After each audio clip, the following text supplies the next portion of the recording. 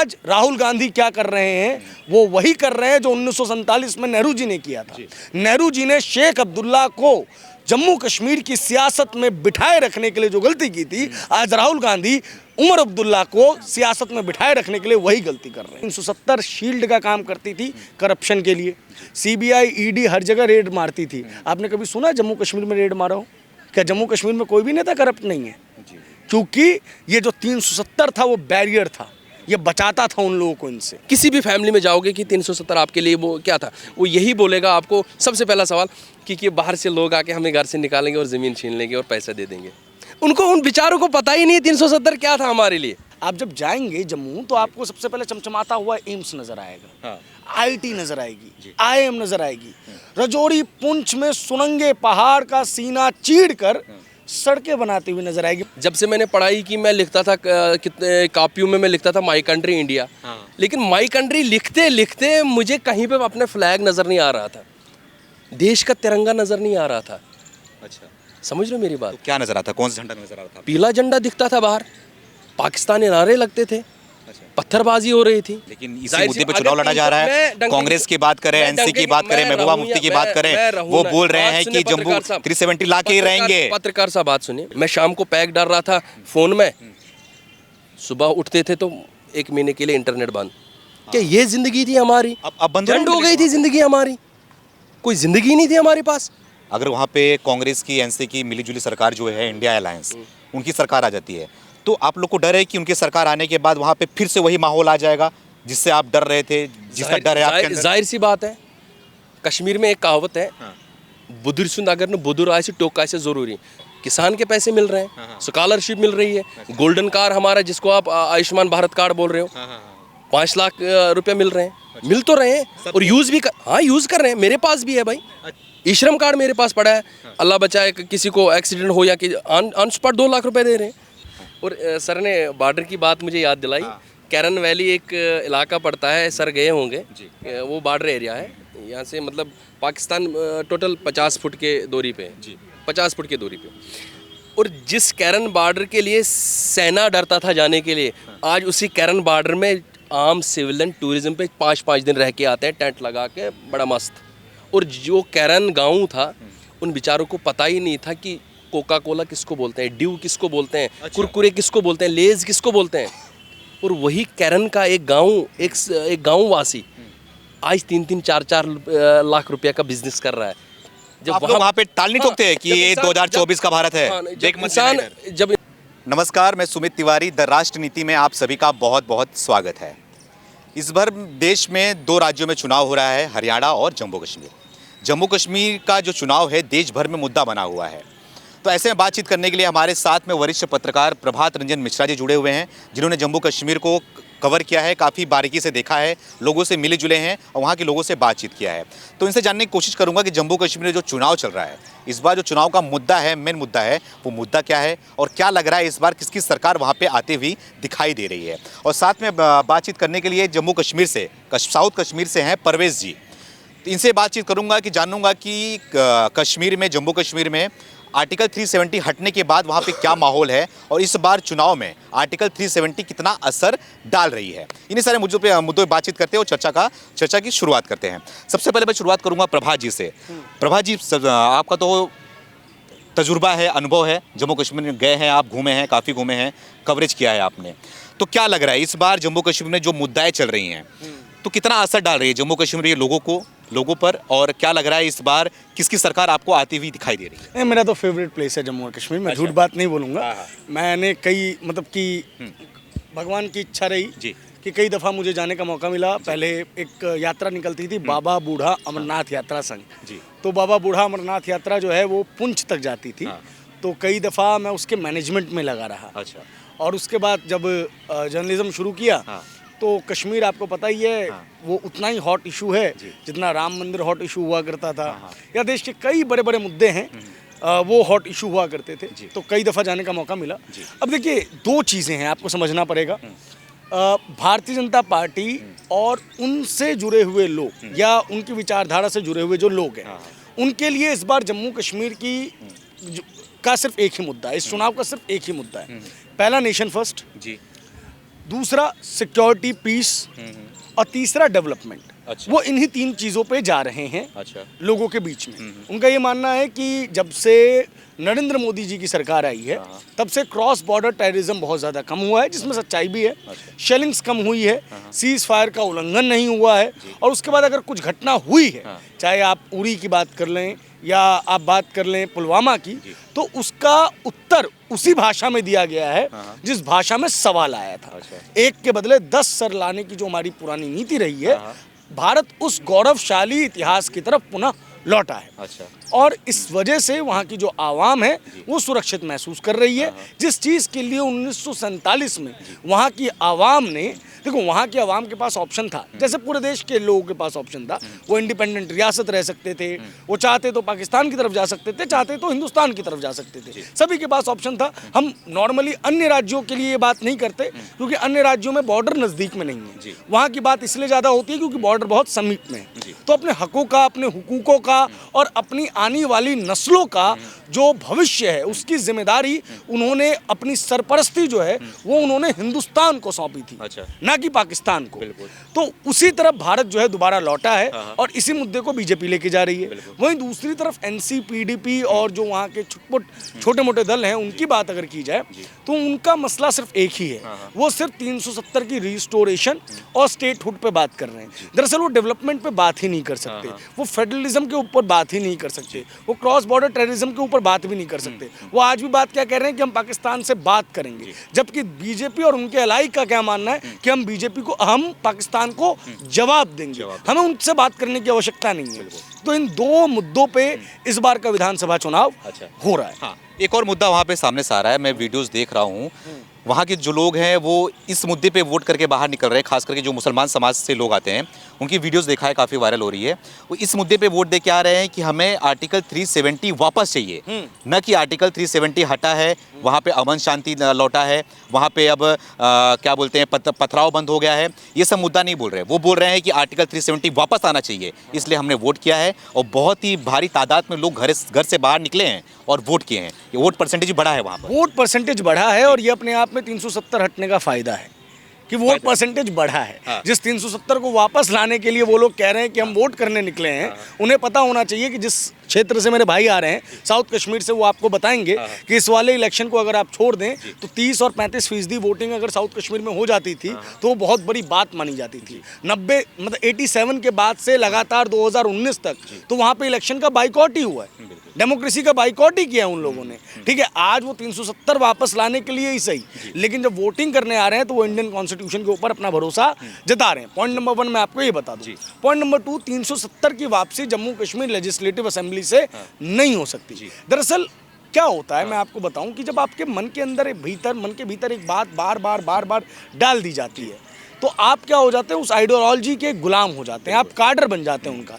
ये जो मैक्सिमम लोग हैं वो एनसी और पीडीपी का कार्डर है, क्योंकि उनके पास चुनाव लड़ने का सिर्फ एकमात्र मुद्दा यही है, इसीलिए वो इसी विषय के ऊपर बात करेंगे।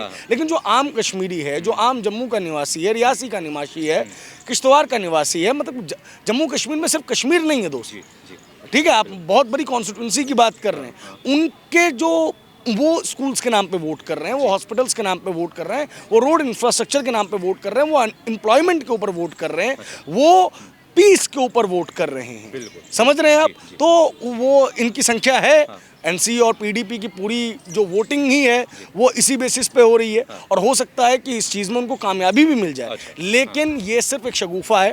पहले इन्होंने कहा कि 370 सुप्रीम कोर्ट के रास्ते वापस आएगा, क्या हुआ? सुप्रीम कोर्ट में मुंह की खानी पड़ी। देखिए, सिंपल सी बात है, पार्लियामेंट द्वारा बनाया गया कोई भी कानून पार्लियामेंट में ही बदला जाएगा। जम्मू कश्मीर में अगर आप लद्दाख को भी जोड़ दें तो टोटल लोकसभा की सीटें होती हैं 6। इस टाइप के किसी भी बिल के लिए, कॉन्स्टिट्यूशनल अमेंडमेंट एक्ट के लिए आपको 2/3 बहुमत चाहिए। 2/3 बहुमत है क्या कांग्रेस के पास? एनसी क्या लाइफ में कभी 2/3 बहुमत पर पहुंच सकती है? JKNC नाम है उनका, जम्मू कश्मीर नेशनल कॉन्फ्रेंस। जम्मू कश्मीर के बाहर जो है उनकी कोई सीट भी नहीं है। JKPDP नाम है उनका, Jammu Kashmir people's democratic party. Jammu Kashmir के बाहर सिर्फ मुफ्ती मोहम्मद सईद थे जो मुजफ्फरनगर से सांसद बन गए थे, उसके अलावा इनका कोई अस्तित्व भी नहीं है। तो ये किस तरीके से वापस लाएंगे? तो दरअसल क्या है, वो एक सुहावना स्वप्न बेचने की कोशिश कर रहे हैं, सपना दिखा रहे हैं। क्योंकि देखिए बात यह है, इसके ऊपर बात करेंगे, अभी पुरानी पुरानी हिस्ट्री हम खोलेंगे इसके ऊपर जी। और उसके अंदर मैं इस चीज़ को आपको समझाऊंगा। हाँ। तो बस एक ख्वाब बेचने का प्रयास किया मैं आपके पास आ रहा हूँ। परवेज जी हमारे साथ में हैं जो कि साउथ कश्मीर से आते हैं। कैसे हैं आप? बस अल्लाह का करम, अल्लाह का बढ़िया, करम सब है। मस्त। वोट करने गए थे कि नहीं? हाँ वोट किया आपने? हाँ, क्यों नहीं?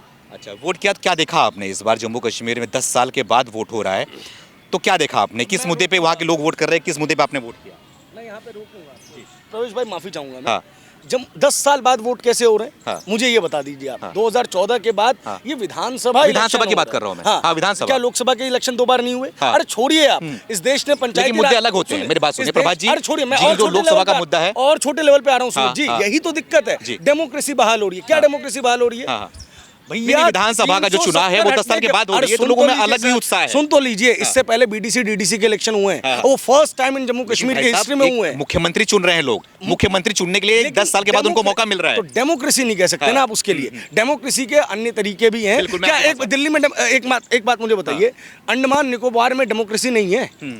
वहाँ तो सिर्फ सांसद लोग चुनते हैं। बिल्कुल। दादर नगर हवेली में डेमोक्रेसी नहीं है, हाँ। वहाँ तो लोग सिर्फ सांसद चुनते हैं। बिल्कुल, चंडीगढ़ में क्या डेमोक्रेसी नहीं है? प्रवेश जी से बात कर लेते हैं। प्रवेश जी, क्या लग रहा है किस मुद्दे पे आपने वोट किया? वहाँ के लोग किस मुद्दे पे वोट कर रहे हैं? क्योंकि भारी तादाद में देख रहा हूँ लोग बाहर, घर से बाहर आ रहे हैं, वोटिंग कर रहे हैं और भी कोई दिक्कत नहीं है। वहाँ पे सारी सुरक्षा मुहैया वहाँ पे कराई जा रही है, कोई पत्थरबाजी नहीं, कोई आतंकवाद का दिक्कत नहीं, कुछ नहीं, सब शांति का माहौल दिख रहा है मुझे। देखो, आपने सबसे पहले आप एक ही बात छेड़ते हो हर बार जब भी किसी के सामने हम जाते हैं, कोई भी इंटरव्यू लेता है, तो सबसे पहले आप एक ही बात छेड़ते हो, यहाँ 370 छेड़ोगे, या पत्थरबाजी छोड़ोगे, या तो गोली बारूद छोड़ोगे। जी, बात सुनो। हाँ, इसीलिए बोल रहा हूँ कि असल मुद्दा क्या है? बात सुनो। असल मुद्दा ये है, बेसिकली अगर मैंने कहीं पे दुकान खोली हुआ है तो मैं 20 साल की उसकी रखवाली कर रहा हूँ, या 30 साल।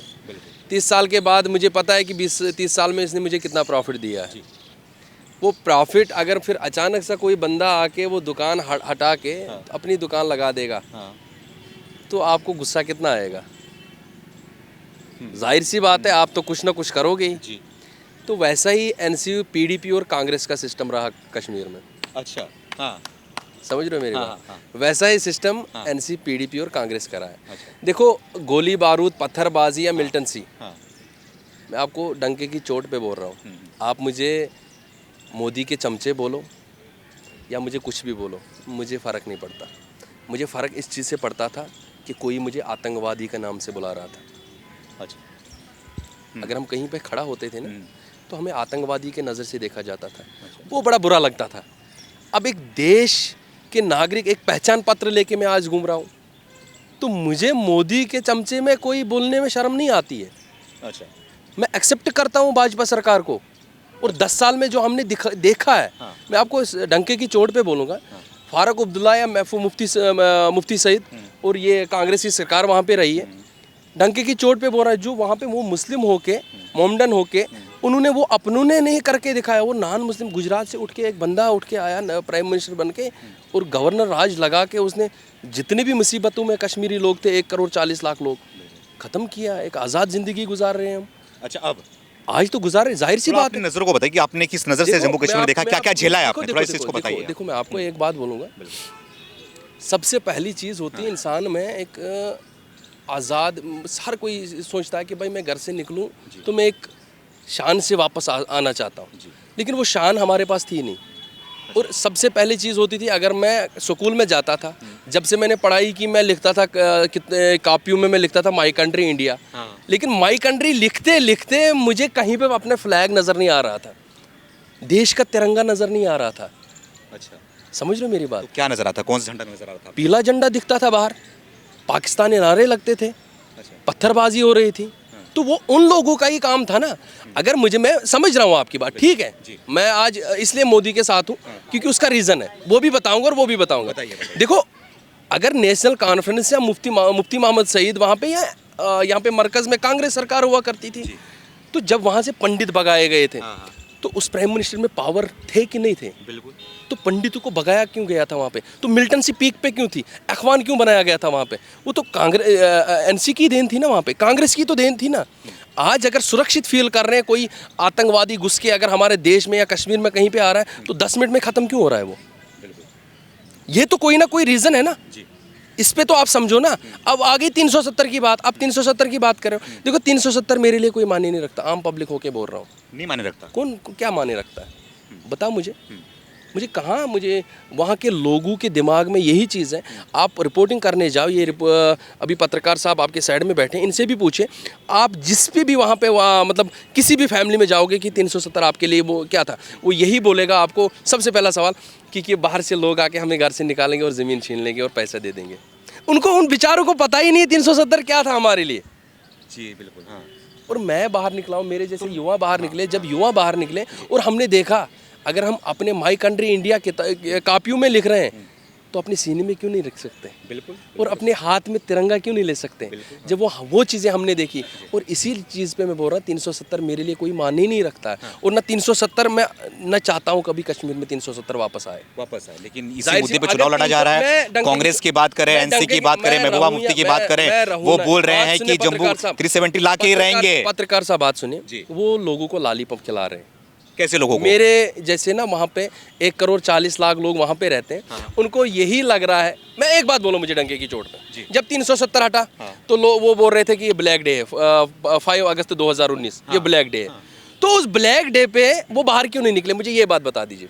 तो एसी में बैठे थे वो, नान कबाब खा रहे थे। तो आज जब इलेक्शन का मौका आया तो आज लालीपॉप घूम घूम के बोल रहे हैं 370 वापस। लेकिन लोगों को समझ है, मेरे जैसे युवाओं को समझ है कि 370 था ही नहीं कुछ। 370 इसलिए होता है, अगर देश एक है, कानून मेरे हिसाब से एक होना चाहिए। क्योंकि मैं मेरी एज 24 साल है, मैं 24 सालों में मैंने वो मुसीबतें देखी है। अब मेरे लिए माने क्या रखता है 370? मैंने पत्थरबाजी देखी, मैंने गोलियां देखी, अब मेरे लिए क्या माने रखता है 370? मेरे लिए माने तब रखता 370 जब मेरे देश का तिरंगा लाल चौक पे होना चाहिए, तब मेरे लिए 370 था। तब तक था ही नहीं। जब से 370 हटा तो देश का तिरंगा नजर आ रहा है, हर घर तिरंगा हो रहा है। तो ये छाती क्यों पीट रहे हैं? मैं देख रहा हूँ कि वीडियो सामने से आ रही हैं, वोट दे रहे हैं, वो छाती पीट रहे हैं कि मेरा 370 इन्होंने ले लिया, आज़ादी छीन ली इन्होंने, हमें 370 वापस चाहिए। तो इस तरीके की जो आप लोग समझ में आ गई, लेकिन वहाँ की जनता को समझाएं कैसे जाए? देखो मैं आपको सिंपल एक बात बताऊंगा, क्योंकि जनता देख रही है। पत्रकार साहब आप भी सुनना, मैं आपको सिंपल एक बात बताऊंगा। जब उमर अब्दुल्ला ने पार्लियामेंट इलेक्शन में अनाउंसमेंट किया वहाँ पे कि एक मैनिफेस्टो बना के कि ये क्या बारामूला में उतर के एक सीट पे कि मैं 370 वापस लाऊंगा, राइट? तो वहाँ से जेल में उठ के रशीद इंजीनियर 2 लाख वोटों से हार दे रहा है। तो इसका मतलब क्या है कि लोग 370 नहीं चाहते हैं। लोगों को इससे मतलब नहीं 370, लोग ये चाहते हैं कि हमारा ईमानदार डेमोक्रेसी होना चाहिए। क्योंकि जो हमने 30 सालों में हमने युवा खोए हैं, वो अब नहीं चाहते हैं कि हमारे किसी माँ से यहाँ से घर से बेटा निकल के रात शाम को वापस ना आए, किसी बहन का इकलौता भाई वापस ना आए। क्या हम चाहेंगे वो? क्या मेरे सीने पे आतंकवादी का दब्बा होना चाहिए? इस चीज़ से आप खुश हो? इस चीज़ से वही लोग खुश हैं, इसलिए वो 370 वापस लाने की कोशिश कर रहे हैं। हाँ, अब रही स्टेटहुड की बात। स्टेटहुड जम्मू कश्मीर में वापस आना चाहिए। देखो, हर किसी स्टेट का अपना अपना हक होता है। हम चाहते हैं स्टेटहुड वापस आए, एक चीफ मिनिस्टर, एक अच्छी सरकार वहाँ पे रहे। जैसे मैं आपको डंकी की चोट, जैसे हमने भाजपा ने एक नॉन मुस्लिम होके वहाँ पे गवर्नर होके भी वहाँ पे करके दिखाया, हम वही भाजपा को चाहते हैं। वही भाजपा को चाहते हो? तो लग रहा है चांस है इसमें। देखो, युवाओं की जान बचना कोई मामूली बात नहीं है। जिस युवा के हाथ में पत्थर, यहाँ जिस युवा के हाथ में वो बंदूक उठाने में मजबूर होता था, आज वही युवा क्रिकेट ग्राउंड में आपको नज़र आ रहा है। आज वही युवा आपको चांदनी चौक, सीपी वगैरह वगैरह टूरिज्म पे जा रहा है, कहीं पे कोई अपना बिजनेस सेट कर रहा है, क्योंकि उनको डर था। मैं शाम को पैक डाल रहा था फ़ोन में, सुबह उठते थे तो 1 महीने के लिए इंटरनेट बंद। क्या ये ज़िंदगी थी हमारी? अब बंद हो गई थी ज़िंदगी हमारी, कोई ज़िंदगी नहीं थी हमारे पास। हम तो जैसे वो आदिवासी लोग हैं ना, आज वो इसमें आते हैं चलनू में, क्योंकि ये तेल बना रहे हैं, वो बना रहे हैं। वैसे ही हमारी ज़िंदगी होती कि वो बेचारे इसी साल एक्सपोज हो गए ना, उससे बदतर हमारी ज़िंदगी थी। उनकी ज़िंदगी क्या हुआ करती? सिटियों में रह के जंगल बन गया था हमारी सिटियों का। तो आज उस 370 की आप बात कर रहे हैं। अब आप लोग सब खुश हो? बढ़िया खुश है यार।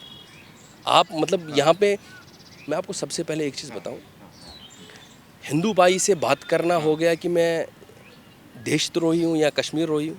मुझे एक बात बता दीजिए, मैं बाहर निकला हूँ 24 सालों में, मैंने देखा है कि इसलिए मेरे लिए कोई मायने रखता। मेरे जैसे ही सारे ही हो। आप वहाँ पे रिपोर्टिंग करने जाइए। क्या आप लोग को डर है कि अगर वहाँ पे बीजेपी सरकार नहीं आई, अगर वहाँ पे कांग्रेस की, एनसी की मिलीजुली सरकार जो है, इंडिया अलायंस, उनकी सरकार आ जाती है, तो आप लोग को डर है कि उनकी सरकार आने के बाद वहाँ पे फिर से वही माहौल आ जाएगा जिससे आप डर रहे थे, जिसका डर है आपके अंदर? जाहिर सी बात है, कश्मीर में एक कहावत है, बुद्धिस्ट अगर न बुद्धुर आए टोक आए जरूरी काले का अगर काला नहीं होता लेकिन तिलक जरूर होगा उसका, समझ रहे हो? अगर वो कुछ भी करे लेकिन आतंक की दुकानें खोलने वो कभी बंद नहीं करेंगे। लोगों को पत्थरबाजी वो कभी बंद नहीं करने देंगे। यासीन मलिक जैसे लोगों को वो डिनर पे बुलाना बंद नहीं करेंगे। समझ रहे हो मेरी बात? देखो यासीन मलिक मेरे लिए क्या माने रखता है, जिस मेरे जैसे युवाओं ने जब वहाँ पे खून बहा है, मेरी जैसे युवाओं की ज़िंदगी ख़त्म हो गई, वो कब्र में आज हैं, उनके ऊपर मिट्टी है आज, तो मेरे लिए कौन सा यासीन मलिक है भाई? मेरे लिए कौन सा? मैं अपने देश में क्यों चाहूँगा कि मेरे देश में अपने अदर कंट्री का वो फ्लैग हो नज़र आता? मेरे घर के सामने, हमारे घरों के सामने होते थे पाकिस्तान के ऐसे वो पीले झंडे। तो आज खुशी हो रही है कि एक अपने देश का तिरंगा नज़र आ रहा है। कि आप लोगों को इसमें खुशी नहीं है? मुझे तो बहुत खुशी है कश्मीरी नाते हुए, मुझे तो बहुत खुशी है। ये चीज़ें प्राइम मिनिस्टर नरेंद्र मोदी ने बहुत अच्छे काम किए, खासकर हमारे कश्मीर 1,40,00,000 लोगों के लिए जो उसने किया वो कभी कोई नहीं कर पाएगा। मैं आपके पास आ रहा हूँ परवेज जी, बहुत अच्छी बात कर रहे हैं आप। परवेज जी को सुना मैंने, जिस तरीके से ये बता रहे थे कि पहले की दर्द भरी कहानियाँ बता रहे थे और अब कितना बदलाव हुआ वो बता रहे थे। लेकिन एक तरफ जो ये वादे कर रही हैं, जैसे कि आपने देखा होगा कि पाकिस्तान ने भी सपोर्ट कर दिया है कांग्रेस को, है ना? कांग्रेस एनसी अलायंस को, इंडिया अलायंस को सपोर्ट कर दिया। एक बात जी, और सबसे बड़ी एक खुशी होती है मुझे आज प्राइम मिनिस्टर नरेंद्र मोदी पे एक प्राउड फील होता है मुझे। जब 2014 से पहले ना एक दूसरे को ये जब इलेक्शन हुआ करते थे वहाँ पे, तो एक दूसरे का ये स्टेज पे चढ़ के उसने कितने मारे, इसने कितने मारे, उसने कितने मारे, कांग्रेस ने क्या किया, एनसी ने क्या किया। और आज प्राउड फील होता है कि स्टेज पे चढ़ के सभी बोल रहे हैं नरेंद्र मोदी ने यहाँ पे डेवलपमेंट क्या किया है। वो खून खराबे तो बंद हो गई ना, वो आज मजबूर हो रहे हैं क्योंकि डेवलपमेंट पे आ रहे हैं। 2014 से पहले किस पे आ रहे थे? किसने कितने मारे हैं? समझ रहे मेरे बात? ये बदलाव आए कहीं ना कहीं इनमें खुद में देखा गया है। आप तो खुद देखो ना। तो आज लाली पंपू में हम नहीं आने वाले। लाली पंपू को हमने छुट्टी की है। वही उमर अब्दुल्ला एमएलए सीट के लिए तरस रहा है, टोपी उतार के बोल रहा है मेरे झोले में वोट डालो, और आप उसी एनसी की बात कर रहे हो। सोकड़ा साफ है। अब तो मोदी ने भी दिया है 18,000 रुपए वहाँ के बुजुर्गों को दिया जाएगा। दे रहे हैं ना, मिल रहा है ना पेंशन। आप किसी बुजुर्ग के पास जाओ, सबको मिल रहा है। किसान के पैसे मिल रहे हैं, स्कॉलरशिप मिल रही है, गोल्डन कार हमारा जिसको आप आयुष्मान भारत कार्ड बोल रहे हो, 5 लाख रुपए मिल रहे हैं, मिल तो रहे हैं और यूज भी यूज कर रहे हैं। मेरे पास भी है भाई। अच्छा, मेरे पास अरे नहीं, गाड़ी में पड़ा, आप मेरे साथ आओ, अभी दिखाऊंगा। अच्छा, ई श्रम कार्ड मेरे पास पड़ा है। अल्लाह बचाए किसी को एक्सीडेंट हो या कि ऑन स्पॉट 2 लाख रुपए दे रहे हैं। तो हो मतलब बदलाव लोगों में भी देखा जा रहा है। और एक्सटेंड किया उसने 7 लाख, 5 लाख से 7 लाख बनाया। 3 दिन पहले उसने वो ऑर्डर पास हो गया। 5 लाख से 7 लाख हो गए। और इससे बढ़िया क्या? सबसे पहली चीज़ इन चीज़ों को आप छोड़ दो। जिस लाल चौक के बाहर एक पीला झंडा नजर आता था ना, उसी लाल चौक में 830 करोड़ रुपया स्मार्ट सिटी बना के नरेंद्र मोदी ने किया है। स्मार्ट सिटी बना के दिखाया है लाल चौक पर। जी यही वही जो चीज़ मैंने आपको बताई कि वो डेवलपमेंट पे कैसे बात करेंगे। आज वो डेवलपमेंट पे चुनाव लड़ ही नहीं सकते क्योंकि डेवलपमेंट हुआ है। आप जब जाएंगे जम्मू तो आपको सबसे पहले चमचमाता हुआ एम्स नजर आएगा, आईटी नजर आएगी, आईएम नजर आएगी। रजौरी पुंछ में सुरंगे पहाड़ का सीना चीड़ कर सड़कें बनाती हुई नजर आएगी। मैं आपको एक किस्सा बताता हूँ। मैं भाई साहब थे हमारे एक जहांगीर मीर साहब, कांग्रेसी नेता हैं बहुत बड़े, और एमएलसी मतलब कि पहले लेजिस्लेटिव काउंसिल होती थी, उसके डिप्टी स्पीकर भी रहे। मंडी हवेली जो सीट हुआ करती थी उसके बहुत बड़े कद्दावर नेता थे कांग्रेस के। तो मैंने उनसे पूछा कि ये बताइए आप कि डेमोक्रेसी कैसी चल रही है इंडिया में? तो बोले डेमोक्रेसी बड़ी ज़बरदस्त चल रही है। राहुल गांधी ने पूरी यात्रा निकाली, अगर डिक्टेटरशिप होती तो उसको जेल में नहीं बंद कर देते जैसे इमरान खान को बंद कर दिया। तो हमको कौन सी डेमोक्रेसी चाहिए, वो वाली है ये वाली? ये कांग्रेस का नेता मुझे कह रहा है। उसके बाद मैंने पूछा सड़कों वगैरह का क्या आलम है? तो बोले देखो सड़कें वगैरह तो बनी है। तो मैंने उनसे पूछा कि जब बन ही सकती थी तो पहले क्यों नहीं बनी? तो वो भाई साहब क्या कहते हैं कि यार देखो पहले भी हमने बनाने की कोशिश की, लेकिन तुरंत यूनाइटेड नेशंस आ जाता था, तुरंत इंटरनेशनल ऑर्गेनाइजेशंस आ जाते थे, बोलते थे कि आप बॉर्डर तक सड़क नहीं बना सकते। तो उनके डर के मारे हम सड़क नहीं बनाते। तो मैं बोला ये सरकार किसी से नहीं डरती। एक मिनट मैं बात कंप्लीट कर लूँ। और सर ने बॉर्डर की बात मुझे याद दिलाई। कैरन वैली एक इलाका पड़ता है, सर गए होंगे, वो बॉर्डर एरिया है यहाँ से, मतलब पाकिस्तान टोटल 50 फुट के दूरी पे, 50 फुट की दूरी पे। और जिस कैरन बॉर्डर के लिए सेना डरता था जाने के लिए, आज उसी कैरन बॉर्डर में आम सिविलियन टूरिज्म पे 5-5 दिन रह के आते हैं टेंट लगा के, बड़ा मस्त। और जो कैरन गांव था, उन बेचारों को पता ही नहीं था कि कोका कोला किसको बोलते हैं, ड्यू किसको बोलते हैं, कुरकुरे किसको बोलते हैं, लेज किसको बोलते हैं। और वही कैरन का एक गाँव वासी आज 3-3, 4-4 लाख रुपया का बिजनेस कर रहा है, क्योंकि टूरिज्म का बड़ा हुआ। आज हिम्मत है पाकिस्तानी वहाँ से गोले चलाए। टूरिज्म रात के 10-10 बजे, 12-12 बजे मैं घूमा हूँ वहाँ पे, मैं 4-5 दिन घूम के आया हूँ, हर साल जाता हूँ, 3 साल से मैं जा रहा हूँ। ये बहुत बड़ी बात बता रहे हैं अरे जिस तरीके अरे से। बॉर्डरों पे टूरिज्म लगना ये एक छोटी बात है कोई, इससे पहले क्यों नहीं लगी? और रोड जाना, रोड कनेक्टिविटी, बॉर्डर पे टूरिज्म लगना और पाकिस्तान सामने दिखना और वो कोई हरकत ना करना, ये कौन सी बड़ी ये तो क्या आप जब जाते होंगे पाकिस्तान की सेना दिखाई देती होगी वहाँ पे, वहाँ के लोग दिखाई देते होंगे आराम से। तो क्या करते हैं आप लोग का, क्या रिएक्शन? सर मेरा फोन दूसरा गाड़ी में, मैं आपको वीडियो दिखाता, मतलब बिल्कुल सामने। और मैं प्राउड फील वहाँ पे तो यहाँ आवाज आ रही है। हाँ, नहीं सर, इतना भी दूर नहीं है सर, जहाँ पे ये वहाँ पे ये पुल जैसा बना हुआ है, बस इतनी दूरी पे है सर। हाँ सर, बस इतना। हाँ बस इतना। नदी है सामने से, छोटी सी नदी है क्या, वो गुजर रही है उस साइड पाकिस्तान, इस साइड, और कहीं पे तार नहीं लगी है। वो पाकिस्तान नहीं है, वो पाकिस्तान ऑक्यूपाइड कश्मीर POK, है। हाँ, वो अपना ही इलाका है जो कुछ दिनों में वापस आ जाएगा। यहाँ पे एक किंतु परंतु है। प्राउड फील होता है अच्छा, जब आप लोग वहाँ पे ताल नहीं ठोकते हैं कि ये 2024 का भारत है, देख मत जाना इधर। जब इंसान किसी पत्थर पे बैठ के ना वहाँ उस नदी में बैठ के किसी पत्थर पे देख रहा पाकिस्तान की तरफ और अपनी इंडिया की तरफ, फिर सोचता है भाई, अरे भाई ये कश्मीर के साथ क्या हो रहा था, और हाँ कश्मीर क्या चाहते थे, लेकिन वो कभी नहीं चाहते थे, वो लोग दबाए जाते थे। जब यासीन मलिक जैसे लोग वहाँ पे पना रहे थे, जब फारूक अब्दुल्ला जैसे लोग वहाँ पे लोगों को दबा रहे थे, तभी तो वो बेचारे, देखो आम पब्लिक क्या कर सकता है, बंदूक के नाक पे कोई भी कर सकता है कुछ। अगर हम तीनों को भी अभी कोई बंदूक दिखा के हम कुछ भी कर सकते हैं, कुछ भी नहीं होगा जेब में, तो फिर भी बोलेंगे भाई फ़ोन ले जा तो निकल। तो ये बंदूक का पावर है। तो वो बंदूक का पावर अगर ख़त्म किया, वो नरेंद्र मोदी ने किया है। अच्छा, एक और मैं मुद्दा, मतलब कि एक मुझे मिल गए थे जम्मू कश्मीर से भाई थे, वो बोल रहे थे कि मोदी ने तो पत्थर तो उनके हाथों से, युवाओं के हाथों से छीन लिया है, लेकिन उनके हाथों में ड्रग्स पकड़ा दिया है, अफीम पकड़ा दिया है, गांजा चरस पकड़ा दिया है, जिसकी वजह से युवाओं की लाइफ खराब हो रही है। पत्थर हटा के उनको ड्रग्स दे दिया गया। क्या सच्चाई है, लग रहा है? देखो पत्रकार साहब, मैं आपको एक बात बोलूँ, मुझे स्मोकिंग करनी होगी तो मैं कहीं भी जाके छुप छुप कर सकता हूँ, ठीक। तो इसका मतलब 10 लोग या 20 लोग या 1 लाख लोग तो ड्रग्स कर रहे हैं, इसका मतलब ये नहीं 1 करोड़ 40 लाख लोग ड्रग्स कर रहे हैं। क्या आपको मैं ड्रग्स वाला लग रहा हूँ? तो इसीलिए तो मैं बोल रहा हूँ ना, विपक्षी का बात ही यही है। इनका देखो, जब ये कहीं पे भी नहीं मतलब हिम्मत करके नहीं आ सकते ना, फिर पता है क्या बोलते हैं, या 370 की बात उठाएंगे, या राम मंदिर इनके मुंह से निकल जाता है, या बाबरी मस्जिद इनके मुंह से निकल जाता है।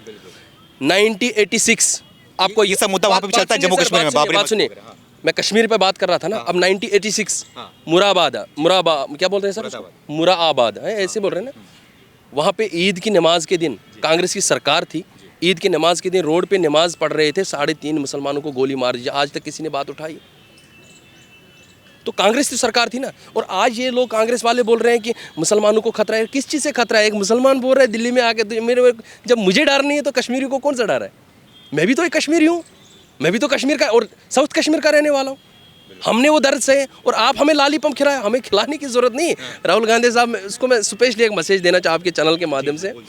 राहुल गांधी साहब, मुझे तो इससे पहले लग रहे थे कि जब आप पॉलिटिकल विंग में हो, लेकिन जब आप सांसद में आए और आपकी बातें मैंने सुने, तो उसके बाद एक भाषण जब मैंने आपका सुना तो मैंने बोला ये पॉलिटिकल विंग से बाहर है भाई, ये बिजनेसमैन है। जब दूसरा सुना मैंने बोला ये बिजनेसमैन भी नहीं, ऐशो आराम का बंदा है, इसको एसी में बैठना चाहिए लंदन में। अच्छा, सीधी बात है। देखो, एक खोपड़ी होती है, एक जब मान लेता हूँ मैं कि एक प्राइम मिनिस्टर नरेंद्र मोदी जी को चैलेंज करते हैं, खुल के बोलते हैं 56 इंच का सीना को हमने सपोर्ट, जब है उसके पास तभी तो बोल रहे हैं ना। लग रहा है जब है उसके पास तभी तो बोल रहे हैं ना। देखो मोदी जी एक्सेप्ट, स्वरा भास्कर बोल रहे हैं कि जो 56 इंच का जो कुर्ता था ना वो ढिल्ला पड़ गया। देखो मैं आपको एक बात बोलूं, मोदी जी अगर चाय वाले ही है ना, लेकिन कश्मीरी को एक चाय वाले ने आज़ाद किया है। मोदी जी अगर चाय वाले ही है ना, कश्मीरी को हाथों से पत्थर फेंक के लैपटॉप हाथ में सौंप दिया। कश्मीरी मोदी जी अगर चाय वाले चौकीदारी है ना, लेकिन कश्मीरी को अपने सीने से लगा के आज़ाद किया है उन दरिंदों से। और आप इस चाय वाले को और इस पढ़ा लिखा इंसान को आप कंप्रोमाइज़ करो आपस में।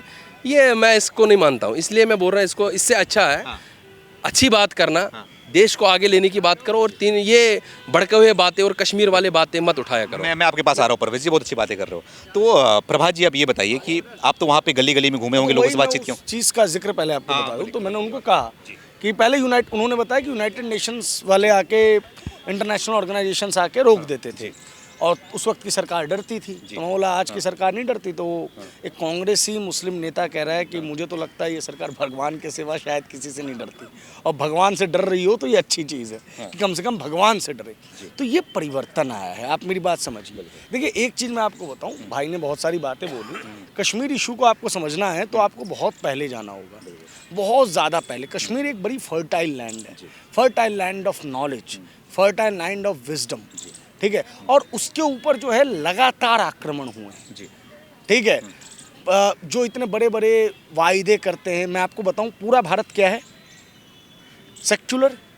और ये सेक्युलरिज्म वाली बात कब आई अपने यहाँ? मतलब India is always secular, but India के प्रियम्बल में, कॉन्स्टिट्यूशन के प्रस्तावना में सेक्युलर वर्ड कब ऐड किया गया? जब देश में इमरजेंसी का पीरियड चल रहा था। उस दौर में एक और चीज़ हुई थी कि 6 वर्ष के चुनाव होंगे। जम्मू कश्मीर 6 वर्ष के चुनाव करवाता था, लेकिन जम्मू कश्मीर ने सेक्युलरिज्म अपने प्रियम्बल में ऐड नहीं किया। Jammu Kashmir is a Muslim state, it is not secular state. तो फाइट जो है ना 370 हटने के बाद अब सेक्युलर और मुस्लिम स्टेट के बीच की है। अच्छा, फाइट हकों की, हुकूकों की नहीं है। अच्छा, हक और हुकूक तो पहले ही किसी के पास नहीं थे भैया। कुछ फैमिलीज थी जो तरक्की कर रही थी, बाकी सारे तो गुर्बत में जिंदगी जी रहे थे। 200 दिन लाल चौक पे दुकानें बंद होना, व्यापार का नुकसान, स्कूल बंद होना, पढ़ाई का नुकसान, हर चीज तो ध्वस्त ही था। तो आपसे वही पूछना चाह आज रहा वो था मैं। बेहतर हुआ है। बिल्कुल। और सेकेंडली मैं तो उसी बात पर मैं कह रहा था कि जो बोलते हैं ना कि मुस्लिम स्टेट है, वो ये तक नहीं बता सकते कि कश्मीर का पहला मुस्लिम राजा कौन था। ललितादित्य की बनाई गई उस नगरी को खंडर में तब्दील कर दिया गया, सैकड़ों मंदिर तोड़ दिए गए, लेकिन वो आपको नहीं बता पाएंगे कि पहला जो मुस्लिम राजा वहाँ का था वो कन्वर्टेड मुस्लिम था, जो कि एक बौद्ध हुआ करता था। नहीं बताएंगे आपको, उनको उनका नाम भी नहीं पता होगा। खैर, इस बात पे बात नहीं करते हैं। कश्मीर के साथ हमेशा खेल किया गया, ऑलवेज। मैं पंडित जवाहरलाल नेहरू की नीति पे सवाल उठा रहा हूँ, नियत पे नहीं। मैं फिर दोबारा क्लियर कर दूं, मैं उनकी नीति से असहमत हूँ, नियत से नहीं। नियत तो उनकी जम्मू कश्मीर को भारत में रखने की थी। इसी वजह से लॉर्ड माउंटबेटन से बाकायदा उन्होंने रेड क्लिफ को कहलवाया था कि हमें गुरदासपुर और फिरोजपुर नाम की 2 जगह हैं, वो अगर मैं नाम भूल रहा हूँ, ऐसा ही 2 नाम है, ये हिंदुस्तान में चाहिए, जबकि रेड क्लिफ ये पाकिस्तान में देना चाहते थे, जिन्ना अड़ चुके थे। और अगर ये दोनों इलाके जो है वो चले जाते पाकिस्तान में, तो नुकसान ये होता कि जम्मू कश्मीर से अपनी कनेक्टिविटी जो है वो टूट जाती। और इस चीज़ के लिए बाकायदा माउंटबेटन ने रेड क्लिफ को अपने यहाँ शिमला पे डिनर पे बुलाया और कहा कि ये दोनों हिस्से जो हैं मैं भारत के नक्शे में देखना चाहता हूँ। तो मैं उनकी नीति पे सवाल नहीं उठा रहा, माफ़ कीजिएगा, नियत पे सवाल नहीं उठा रहा, लेकिन बात करते हैं नीति की। 1947 में जब सारे स्टेट्स, देश के गृहमंत्री और सभी राज्यों को के एकीकरण करने वाला जो मंत्रालय था, उसके अध्यक्ष और मंत्री सरदार वल्लभ भाई पटेल देख रहे तो जम्मू कश्मीर में पंडित जवाहरलाल नेहरू की क्या विशेष रुचि थी। सेकेंडली, क्या आपने जोधपुर के किसी बड़े नेता से ये पूछा कि भैया जोधपुर की आवाम किस तरफ जाना चाहती है? वहाँ तो आपने राजा से बात की, भरतपुर में आपने राजा से बात की, दरभंगा में आपने राजा से बात की, काशी में आपने राजा से बात की, लेकिन वहाँ आपने क्यों कहा कि शेख अब्दुल्ला के भी दस्तखत चाहिए? आपने क्यों एक नॉर्मल व्यक्ति को इतना पावरफुल बना दिया कि वो इंडिया से भी और पाकिस्तान से भी लगातार डील करता रहे? और वहाँ पे उसके पास में आ गई बार्गेनिंग पावर। जिस बार्गेनिंग पावर की वजह से क्या हुआ कि हम फंस गए। राजा की भी कुछ गलतियां हो सकती हैं, लेकिन उनको इग्नोर नहीं किया जा सकता, लेकिन राजा के पास तो वो आधिकारिक राइट थे ना। शेख अब्दुल्ला के पास वो राइट कहाँ से आ गए कि शेख अब्दुल्ला के दस्तखत नहीं होंगे तो हम भारतीय सेना नहीं भेजेंगे जम्मू कश्मीर? और इसका नुकसान क्या हुआ? देखिए, आज राहुल गांधी क्या कर रहे हैं, वो वही कर रहे हैं जो 1947 में नेहरू जी ने किया था। नेहरू जी ने शेख अब्दुल्ला को जम्मू कश्मीर की सियासत में बिठाए रखने के लिए जो गलती की थी, आज राहुल गांधी उमर अब्दुल्ला को सियासत में बिठाए रखने के लिए वही गलती कर रहे हैं। अच्छा, सेम गलती। और मैं एक्सप्लेन करता हूँ। और हुआ क्या, आज तक जम्मू कश्मीर के इतिहास में ये पढ़ाया जाता है कि 1947-48 में कबाइली हमला हुआ। कबाइली हमला करेंगे क्या एक स्टेट के खिलाफ, एक देश के खिलाफ जिसकी फौजें हैं? आप मेरे को दूसरा कबाइली हमला दिखा दीजिए किसी भी स्टेट में। बिहार में नहीं हुआ, पंजाब में नहीं हुआ, कबाइली हमला सिर्फ जम्मू कश्मीर में हुआ। और पुंछ का 2/3 हिस्सा कहाँ चला गया? पाकिस्तान की तरफ। और इसका नुकसान क्या हुआ कि जम्मू कश्मीर की पॉलिटिक्स में जो वर्चस्व जम्मू रीजन का होना था वो कश्मीर रीजन का हो गया, और कश्मीर रीजन से ज़्यादा सीटें रहीं। तो इसलिए कश्मीर से जो व्यक्ति कश्मीर पैन कश्मीर में सिर्फ था, वही जम्मू कश्मीर के हकों का और उनकी जमहूरियत का और उनके भविष्य का फैसला करता था। इसकी वजह से जम्मू कश्मीर की पॉलिटिक्स सिर्फ कश्मीर कॉन्सेंट्रेटेड रहेगी। Why not Jammu, why not Jammu Tawi, why not Udhampur, Reasi, Poonch, Rajouri, इनकी तो आपने बात ही नहीं की कभी, क्योंकि आपने जानबूझ के ये हरकत की। उसके बाद ये समझ लीजिए, आप मुसलमान की बात करते हैं। शिया कम्युनिटी का जो प्रोसेशन है वो एक नॉन मुस्लिम जब उपराज्यपाल रहे हैं और जब जम्मू कश्मीर का उनके पास कंट्रोल था, तब निकला है 33 वर्षों बाद। भाई जवाब दे देंगे आपको। और इसकी वजह से श्रीनगर में फायदा हुआ है बकायदा। अगर रोहिल्ला जी जो है नेशनल कॉन्फ्रेंस के वो चुनाव जीत गए, इसके लिए तो उन्हें थैंकफुल होना चाहिए बीजेपी का, शिया कम्युनिटी का। तो एक मुस्लिम, हमारे पास थोड़ा समय कम है, अब इसको यहीं पे वो करना पड़ेगा हमें। एक बस मैं फाइनल बात आपको बता दूं, एक बहुत सिंपल सी चीज़ है, आपको भी हमको भी, हम सबको इस चीज़ को समझना होगा कि कुछ स्पेशल या प्रिविलेज होने की भावना जब आपके अंदर डेवलप करवा दी जाती है, जम्मू कश्मीर में 370 वही एक प्रिविलेज होने की भावना थी जो लोगों के अंदर डेवलप करवा दी गई। पॉइंट नंबर 1, तो आपके अंदर क्या आ जाता है कि आपको लगता है कि वो चीज़ अगर हमसे ले ली गई तो हमारा सब खत्म हो जाएगा। Point number 1। पॉइंट नंबर 2, उस टूल का इस्तेमाल हिंदुस्तान के हित में नहीं, हिंदुस्तान के खिलाफ किया गया। पॉइंट नंबर 3, 370 शील्ड का काम करती थी करप्शन के लिए। CBI, ED हर जगह रेड मारती थी। आपने कभी सुना जम्मू कश्मीर में रेड मारा हो? क्या जम्मू कश्मीर में कोई भी नेता करप्ट नहीं है? क्योंकि ये जो 370 था वो बैरियर था, ये बचाता था उन लोगों को इनसे। एक चीज़ मेरे दिमाग में थोड़ी बात चल रही है, सवाल चल रहा है, मैं आपको बता दूं। और 370 की वापसी कश्मीरी के लिए नहीं चाहिए फारूक अब्दुल्ला को। जम्मू कश्मीर क्रिकेट एसोसिएशन का जो स्कैम है उसमें कभी भी गर्दन ED की पहुंच सकती है, इसके लिए वापस चाहिए। और जम्मू कश्मीर बैंक का भी स्कैम है, वजह यही है। मैन जम्मू कश्मीर बैंक का भी स्कैम है, वहां पे भी गर्दन तलवार पे अटकी हुई है, वहां तक भी पहुंच सकती है, इसलिए वापसी चाहिए। और एक अंतिम और महत्वपूर्ण चीज कि उसके बाद इस चीज़ के इस्तेमाल से पाकिस्तान ने क्या किया, जमात इस्लामी नाम का एक संगठन इंडिया के अंदर खड़ा करवाया। जमात इस्लामी ने लगातार जो है, देखो जो कश्मीरी मुस्लिम्स हैं, 1925 की बात है जब ये बात तय होने लग गई कि पार्टीशन जैसी चीज़ें होंगी, तब मोहम्मद अली जिन्ना ने क्या किया कि जो उर्दू स्पीकिंग मुसलमान थे उनको पूरे देश से कश्मीर में सेटल करने की कोशिश की गई। और ये उर्दू स्पीकिंग जो मुसलमान थे वो कट्टरवादी विचारधारा का प्रतिनिधित्व करते थे, जिसको लेकर वहाँ के मुस्लिम ऑर्गेनाइजेशंस और साथ ही साथ कश्मीरी पंडित का भी एक हुजूम, एक दस्ता जो है वो मिलने जाता है राजा साहब से, और राजा साहब को ये कहता है कि भैया यहाँ पे रिहाइश की नागरिकता की परमिशन ना दी जाए। वही 370 है, इसीलिए कई बार राजा के ऊपर ब्लेम कर दिया जाता है। लेकिन राजा ने किसके लिए ये चीज़ कही थी? उर्दू स्पीकिंग कश्मीरी मुसलमान के लिए। और अब वो एक काम क्यों किया गया था? डेमोग्राफिक चेंज के लिए।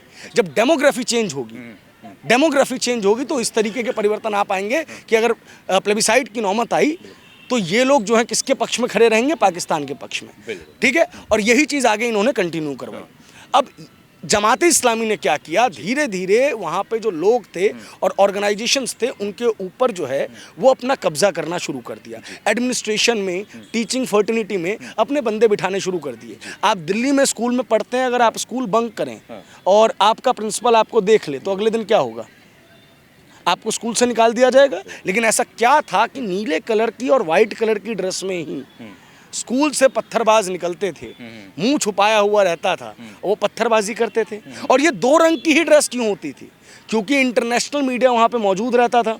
जब पैलेट चलेगा तो जो ब्लड आएगा वो दोनों इस वाले कपड़े पे विजिबल रहेंगे। ये एक पूरा प्रोसेस है। जिस दिन आप बोलेंगे हम बैठेंगे, हम साल दर साल आपको बताएंगे। बिल्कुल, इस पे बैठ के साल विस्तार दर से साल। बात करेंगे हम कभी। ये सारी चीजें, ये जो पूरा नेटवर्क है वो टूटा है। जो गुपकर था, जो हुर्रियत था, वो टूटा है। अरे हुर्रियत के दफ्तर पे इनके जैसे भाइयों ने जाके झंडा लहरा दिया है। और ये हिम्मत जो है ना 370 हटने के बाद मिली है, मोदी के आने के बाद मिली है। इसीलिए मैं ये नहीं कहता कि इन चुनावों का फैसला क्या होने वाला है। फैसला सेंटिमेंटल होता है कई बार, ठीक है, लेकिन मैं इतनी चीज जरूर जानता हूं कि जम्मू कश्मीर में चुनाव का फैसला कुछ भी आए, जम्मू कश्मीर में वो हालात नहीं आएंगे, चाहे वो कितनी भी कोशिशें करें। हालात नहीं आएंगे। आखिरी सवाल आपसे मेरा ये है कि देश के एक फायर ब्रांड नेता हैं मोदी जी और दूसरे हैं योगी आदित्यनाथ जी।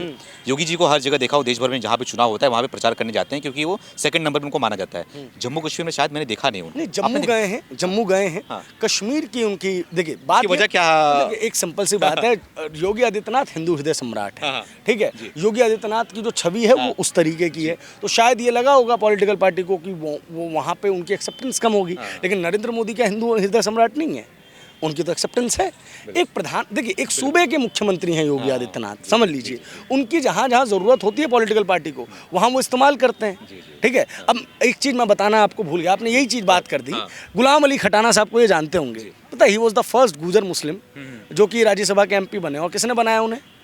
भारतीय जनता पार्टी ने। पहाड़ी कम्युनिटी पिछले 90s के बाद से लगातार फाइट कर रही थी अपने रिजर्वेशन के स्टेटस के लिए। उनको रिजर्वेशन किसने दिया है?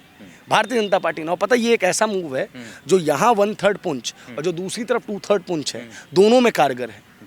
वहाँ पे जो आपको बहुत बड़े बड़े जुलूस निकलते हुए दिख रहे हैं ना, वो इसीलिए दिख रहे हैं। तो ये, और देखिए, पॉलिटिकल पार्टी अपना अपना इस्तेमाल करती है हर जगह पे। परवेज जी, आपसे मेरा आखिरी सवाल ये है कि POK के लिए क्या सोचे आप? जो POK है, पाक ऑक्युपाइड कश्मीर है, उसको लेकर क्या सोचते हैं आप? कि बीजेपी से कई बार कई लोग, हमारे गृह मंत्री भी बोल चुका है कि अरे POK भी लेके रहेंगे। क्या लग रहा है कि क्या चाहते हैं उसके बारे में आप? देखो, प्राइम मिनिस्टर नरेंद्र मोदी ने जिस हिसाब से 2014 से लेके आज तक 2024 तक एक सिस्टम चलाया है कश्मीर, जम्मू कश्मीर के लिए, उस हिसाब से तो मुझे लग रहा है कि अगर प्राइम मिनिस्टर नरेंद्र मोदी चाहेंगे तो वो कभी भी कर सकते हैं। हाँ, जो हम 1 करोड़ 40 लाख लोगों को जब आज़ाद किया तो वो कोई बात ही नहीं है। इसमें तो कोई मुद्दा ही नहीं है। देखिए, बात ये है कि इस सरकार के अंदर वो कैपेबिलिटी है, वो कैपेसिटी है। देखिए, युद्ध टालना जाता है, कोई भी समझदार नेता युद्ध नहीं करेगा। और भारत ने कभी भी युद्ध की शुरुआत नहीं की है। 1948 हमने बचाव किया, उसमें नुकसान ये हुआ कि जब हमारी फौजें आगे बढ़ रही थी तो हमें अपनी फौजों को रोकना नहीं चाहिए था, और जो पूरा जम्मू कश्मीर का रीजन था वो हमें अपने पास लेना चाहिए था। लेकिन उसके बाद भी अगर आप बात करें, चाहे वो 65 हो, चाहे वो 71 हो, 71 की वॉर इसलिए हुई क्योंकि हम जो बंगाली मुसलमान थे, बांग्लादेश के जो लोग थे, उनके ऊपर जिस तरीके का अत्याचार किया जा रहा था, उनसे उनको निजात दिलवाना चाहते थे। हमने किसी भी जंग की शुरुआत नहीं की है, लेकिन अगर जंग होगी तो इस सरकार के अंदर वो कैपेसिटी है कि वो अपने पाँव मुंहतोड़ जवाब देंगे। हाँ, वो अपने पाँव पीछे नहीं करेगी, वो ईंट का जवाब पत्थर से। अभी समय कम है, थोड़ा इसको यहीं विराम देते हैं, फिर अगली बार अच्छे से विस्तार में बातचीत होगी। तो हमारे साथ में एक कश्मीरी व्यक्ति थे जो कश्मीरी नागरिक हैं, और एक तरफ पत्रकार जी थे। तो दोनों का नज़रिया हमने आप तक पहुँचाया कि जम्मू कश्मीर में क्या चल रहा है, क्या माहौल है, क्या चुनावी मुद्दा है, किसका पलड़ा वहाँ पर भारी लग रहा है। वीडियो आपको कैसी लगी कमेंट करके हमें ज़रूर बताएं। फिर किसी और शख्स के साथ में हाजिर होंगे और उनकी भी नज़रिया जम्मू कश्मीर के बारे में आप तक हम पहुँचाएंगे। बहुत बहुत धन्यवाद।